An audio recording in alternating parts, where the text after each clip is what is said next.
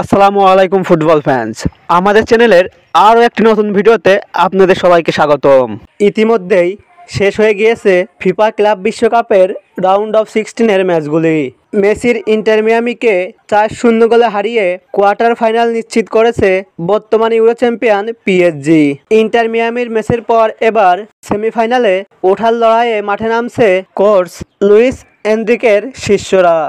আজকের এই ভিডিওতে আলোচনা করব পিএসজির পরবর্তী ম্যাচটি কাদের বিপক্ষে এবং ম্যাচটির সময়সূচি, পরিসংখ্যান ও লাইভ ইনফরমেশন নিয়ে।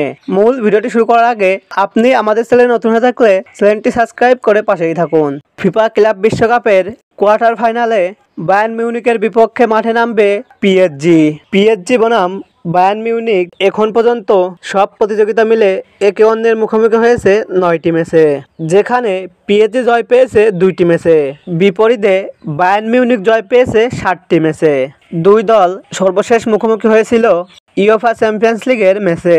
সেই ম্যাচটিতে অবশ্য এলিয়ানজ এরেনায় 1-0 গোলে জয় পায় বায়ার্ন মিউনিখ। তাই মুখোমুখি পরিসংখ্যানের দিক দিয়ে পিএসজির থেকে এগিয়ে রয়েছে বায়ার্ন মিউনিখ। ফিফা ক্লাব বিশ্বকাপের কোয়ার্টার ফাইনালে পিএসজি বনাম বায়ার্ন মিউনিখের মধ্যকার এই ম্যাচটি খেলা হবে মার্সেডেস বেঞ্জ স্টেডিয়ামে এবং ম্যাচটি অনুষ্ঠিত হবে বাংলাদেশ সময় অনুযায়ী আগামী 5 জুলাই শনিবার রাত 10টায়।